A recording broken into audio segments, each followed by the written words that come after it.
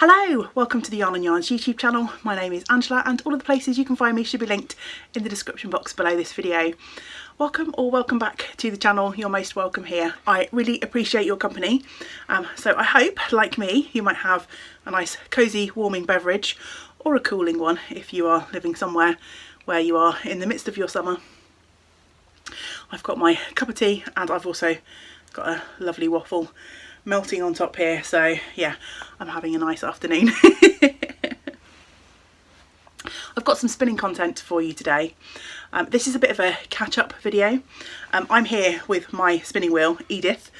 She is a vintage Haldane Shetland wheel, a castle style wheel, and I am approaching the end of my current spin. I've got a tiny little bit of yarn on my bobbin, you might just be able to see. I'm finally, almost a year in, getting to the end of my first from fleece to yarn spin, which is a really exciting prospect for me. And I'm down to what I think will be my final 2 bobbins worth of fibre to spin. I was sat the other evening going through some of the bits and pieces that I have stored up on my phone, and I realised I've got a lot of footage from last summer connected to my fleeces, both this one and a couple of the other fleeces that I acquired last summer. So I thought I might do a little catch-up series rather than just delete that footage and let it go to waste. For nothing else, it will be a nice record for me to look back on. While I'm sat here enjoying my cup of tea and spinning a rolag or two, I'm going to hand you back to me of the past, and I'm going to chat a little bit more about my experiences of processing this fleece, and then we'll come back for a bit more chatter at the end.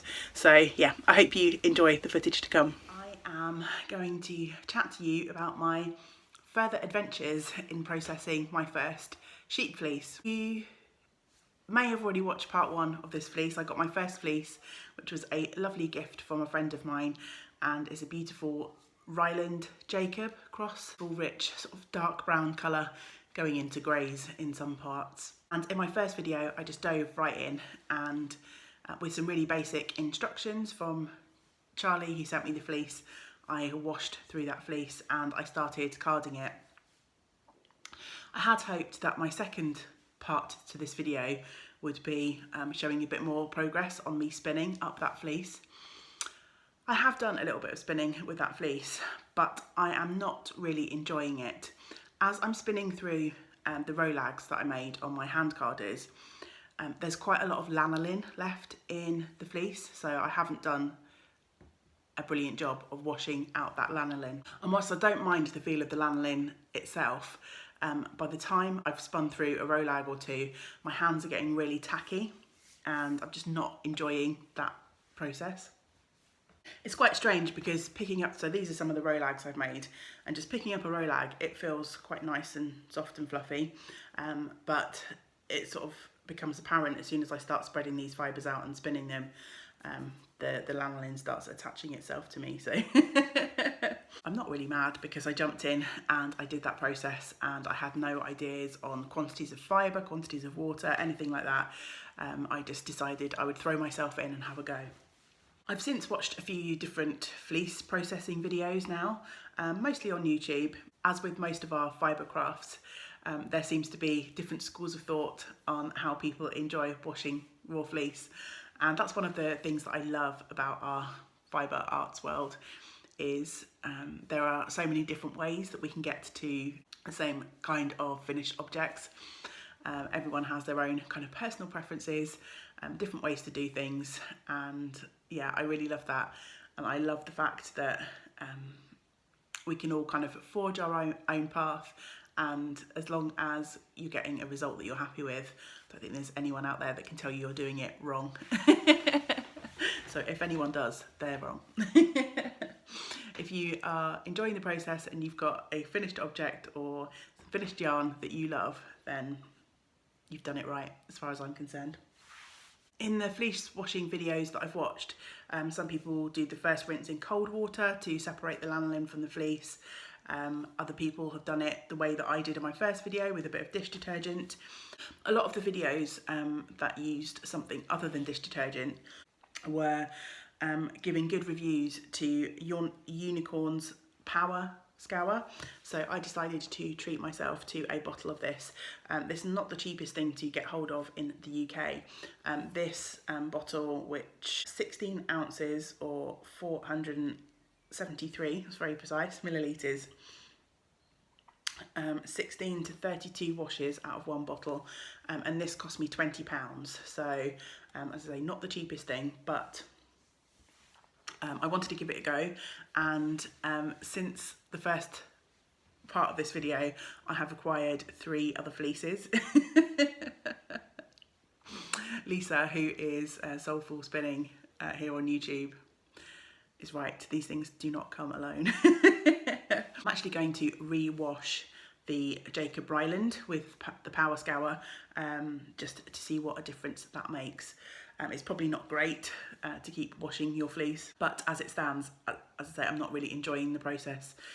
So I'm likely just to leave it in the bag and leave it languishing. So I'm going to give it a go, and there's a bit of a recipe on the back of this bottle, which says to scour a fleece, use 1 tablespoon mixed to 2 gallons of water and add 1 pound of raw fleece. So there's a bit more of a recipe to follow. So I'm going to start doing that today and see how we go. I have decided, and again, I'm not sure whether this will ruin the fibre or not, but I am going to re-wash the Rolags. I've got these in another pile that I've already made. Like I say, I'm going to have to wash and probably re-card these, which may not be the best for the fibre, but as they stand, I'm probably not going to spin them. So yeah, let's get started, and we'll see whether this Unicorn makes a difference to my raw fleece. So this is the bucket with the gallon of water, which was much more than I was putting in before, but there's also much more fleece in here for £1 than I was adding before. And so yeah, I think this is doing a great job, because I can already see that water's getting quite coloured, even though by the end of my washes and rinses last time it looked quite clean. So hopefully this Power Scour is going to do the job. Look at how milky that water looks, even though after several rinses last time it looked fairly clean. So time to rinse this lot off now.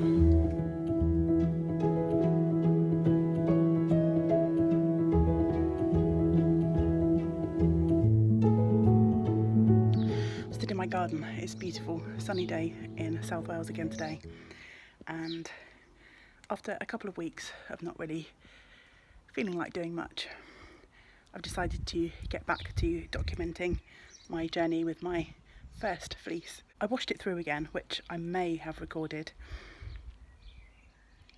and it's all dry, and I've now actually sorted it into 3 piles on the floor in front of me. And this is how I'm going to process it. So let me just swing the camera. So I've got this first pile here, which is the really dark stuff, and then the middle pile and the end pile. There's not tons of difference, so I may end up merging those, I'm not sure. But this stuff is slightly darker, and this stuff has got sort of like a mixture. It's mostly sort of grey-brown rather than brown. So that's the majority of the fleece. I'm going to keep them in the 3 piles for now. I'm going to weigh each pile just to document the process, how much fleece I had before I washed it in weight, after I washed it in weight, and then what I get at the end of the processing. So I'm going to bag these 3 piles up, weighing them as I go, and then I'm going to start carding up some of this and spinning it up. It's Sunday the 5th of July here as I'm recording this, and I've reached a really exciting stage in my journey from raw fleece to yarn. I finished carding up all of the fleece that I have, so just as a reminder, this is a Jacob Ryland cross, and I received it back in May sometime, I think. And I've been busy going through the process of washing, doing a little bit of sampling, and I wanted to card up all the fleece before I started spinning it. In front of me I have got huge piles of fluffy rolags, and I'm going to try and distribute them colour wise. I'm thinking I might end up with 3-ish distinct colours, so some dark, some medium and a little bit of light, and I think the dark and the light will be the smallest pile, and then I think there'll be quite a big sort of pile of that medium colour, which was the majority of the fleece. So I've got everything spread out on the living room floor ready to do that. I've also got my handy dandy kitchen scales because I'm going to weigh all of the rolags to help me with my record keeping. I weighed my fleece before I washed it, after I washed it, and I'm going to weigh it after carding, and then I'll weigh it also after spinning. If you watched my last video on this process, you'll know that I spun up a little sample just out of shot on my spinning wheel. I've got kind of like a little pile of waste bits and pieces, so I know there will be some additional bits that I pull out of the rolags as I spin them, so I don't know how well you're going to be able to see that, but there's lots of sort of like neppy bits and things that as I was spinning I either picked or fell out of my rolags, so I know that the sort of weight of the carded fibre is not going to be the same weight as the yarn that I end up with. So just as a kind of fun record for me more than anything else, I wanted to keep a track of everything through the stages weight wise. So yeah, time to sort through these piles.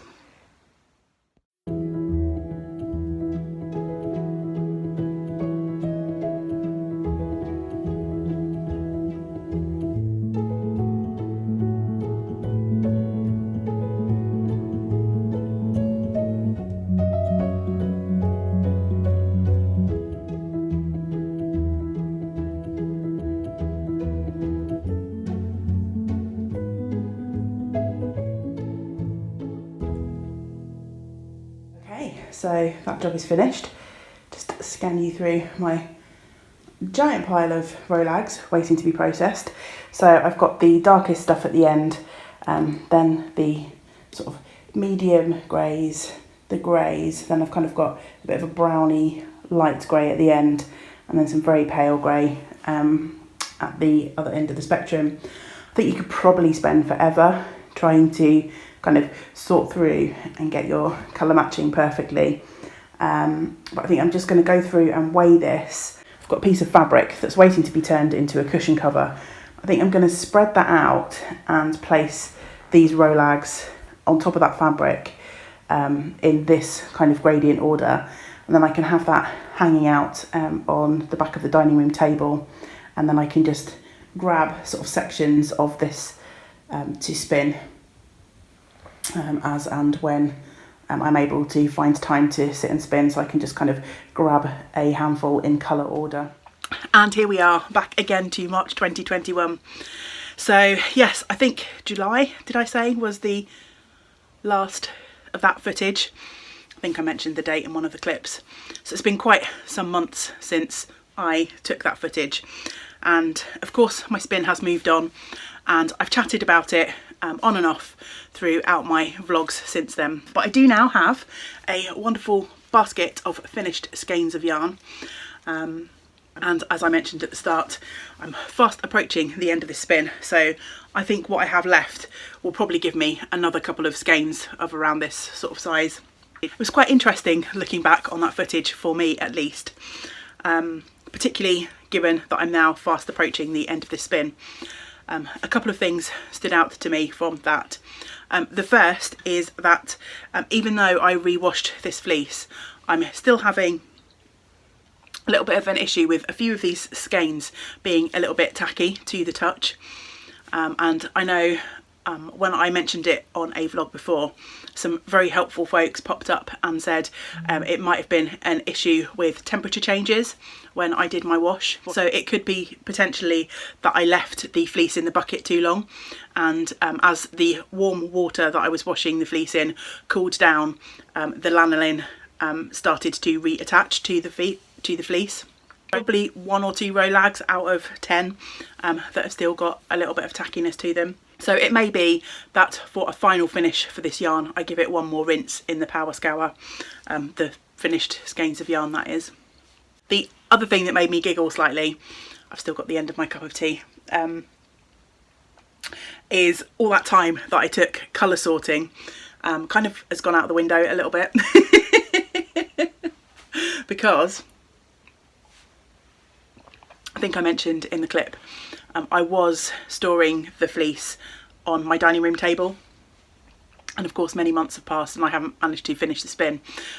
So the row lags got relocated up here to my craft room, which is the attic room in our house, and they've just been bundled down in a corner. Since I've re-picked up the project and started working on it again, I haven't been that careful about sorting the colours of the row lags. I've literally just been picking them up and spinning them. I think there's quite a sort of colour variation in this yarn anyway. There's definitely a few darker skeins, one lighter one, but the rest are sort of this kind of grey brown kind of colour anyway. After all that time I spent trying to sort by colour, I kind of ruined that effort by not spinning through my fleece in a timely manner, or not keeping it organised at least. But yeah, at this stage I'm not too worried about it. I'm just looking forward to reaching the end of the process, so I can finally say that I have spun from fleece to yarn. But I still got to spin these 2 bobbins before I can say that. So I'm going to stop chatting and stop drinking and get on with that process. So hopefully by the end of March I can officially say I have turned fleece to yarn. I'm going to wrap up for this video, but I'll be back again soon with some more making content, which I hope you will join me for. But until we get to spend time together again, I hope you get to do some of the things that you enjoy. Great big woolly hugs to you all. Bye for now.